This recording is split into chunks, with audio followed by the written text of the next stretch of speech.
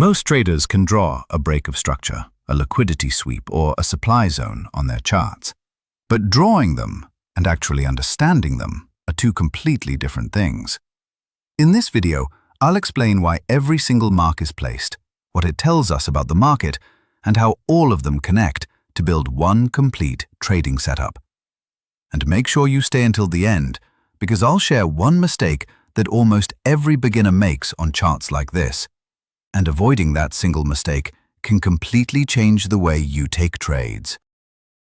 Let's start with the very first mark on this chart, which is the break of structure. Before marking it, the first thing we need to do is identify the market structure. As price moves, it naturally creates swing highs and swing lows. These swings help us understand which side of the market is currently in control. Now, look closely at this area. Price was respecting its previous structure, but then something important happened. Sellers became strong enough to push price below the most recent protected swing low. This is exactly where I mark the break of structure. So, where should you mark it? You should mark it at the candle that clearly breaks below the previous swing low, not at the beginning of the move, and not somewhere in the middle. The break itself is what confirms the change in structure. But what does this actually indicate? A break of structure tells us that sellers have started taking control of the market. It doesn't mean we should sell immediately. It simply gives us directional bias. From this point, instead of looking for buying opportunities, we become interested in potential selling opportunities. And here's something many beginners get wrong. They see a break of structure and instantly enter a sell trade. But if that was enough, professional traders would never need confirmation. So in the next step, let's see what price does after creating this break of structure, because that's where the real story begins. Now let's move to the next mark on the chart, which is the liquidity sweep. Before I explain why I marked it here, let's first understand what liquidity actually means. In the market, many traders place their stop losses above obvious swing highs. At the same time, breakout traders place their buy orders above those same highs, expecting price to continue moving upward. As a result, these highs become areas where a large amount of liquidity is resting. Now look at this swing high. Price moves higher and briefly trades above it. This is exactly where I mark the liquidity sweep. I mark it at the candle that takes out the previous swing high before price starts reacting. So, what does this indicate? It tells us that the market has collected the liquidity resting above those highs. This doesn't automatically mean the market will reverse, but it shows that an important objective has been achieved.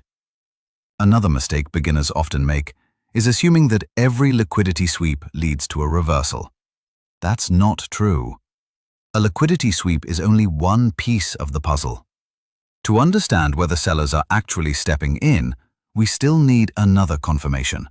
And that's exactly what we'll look at in the next step. Now that the liquidity sweep has taken place, let's move to the next important mark on the chart, which is the supply zone. So, why did I mark this area as a supply zone? A supply zone is created when sellers become aggressive enough to push price lower with strong momentum. Instead of marking the entire bearish move, we focus on the area where that strong selling actually began. That's why this zone is drawn around the last bullish candles before the impulsive bearish move. Now, where should you mark it? You should always mark the area from which the strong bearish displacement started.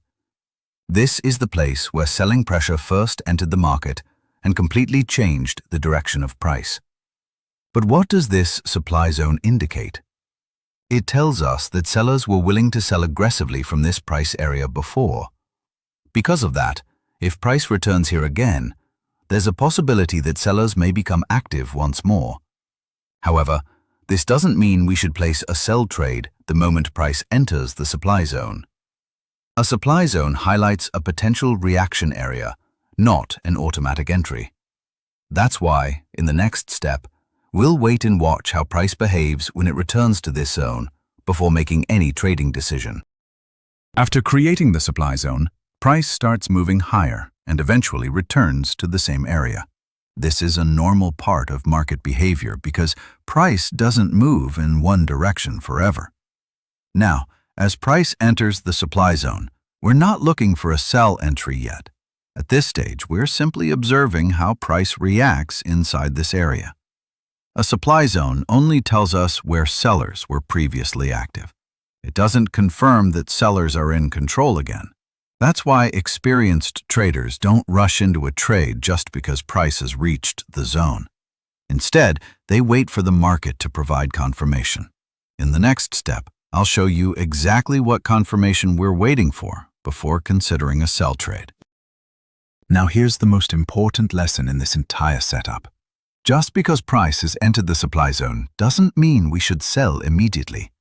If we enter without confirmation, we're simply predicting that price will fall. But as traders, our job isn't to predict. It's to wait for the market to prove our idea. That's why we stay patient and let price reveal whether sellers are actually stepping back into the market. In the next step, we'll look for the confirmation that gives us confidence before taking the trade. Now this is the confirmation we've been waiting for. As price reacts from the supply zone, sellers begin pushing the market lower again. But instead of entering immediately after the rejection, we watch the structure carefully. Look at this recent swing low that formed inside the retracement. When price breaks below that swing low, I mark a bearish market structure shift. So why do I mark it here? Because this break tells us that sellers have regained short-term control after the retracement. It is the first strong sign that the reaction from the supply zone is genuine, not just a temporary pullback. This is the confirmation we wanted.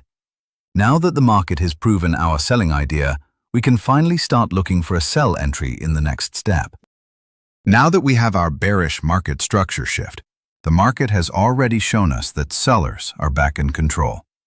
The next step is to wait for price to break below the market structure shift level. Once that break happens, I consider it my sell entry. Why? Because the market has now confirmed the bearish direction instead of me simply assuming it.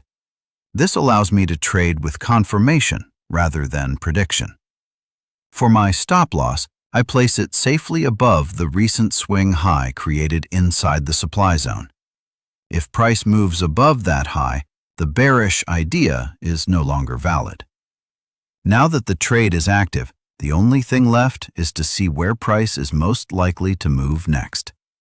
Let's follow the trade as it develops. After our sell entry is confirmed, price continues moving lower and eventually reaches the sell-side liquidity, which was our target from the beginning. This is why waiting for confirmation can give us more confidence instead of entering based on assumptions. Now, here's one piece of advice for every beginner. Never copy the marks on someone else's chart without understanding why they were placed. If you know why a break of structure, a liquidity sweep, a supply zone, and a market structure shift are marked, you'll be able to analyze any chart on your own instead of depending on others. That's the difference between memorizing a setup and truly understanding how the market works. So, that's the complete breakdown of this trading chart. We started with the break of structure, understood the liquidity sweep, identified the supply zone, waited for confirmation through the bearish market structure shift, and finally took the sell entry with confidence instead of prediction. If you found this step-by-step breakdown helpful, let me know in the comments which chart or smart money concept you'd like me to explain in episode 2. And if you want to become better at reading charts instead of memorizing setups, make sure to subscribe. I'll see you in the next video.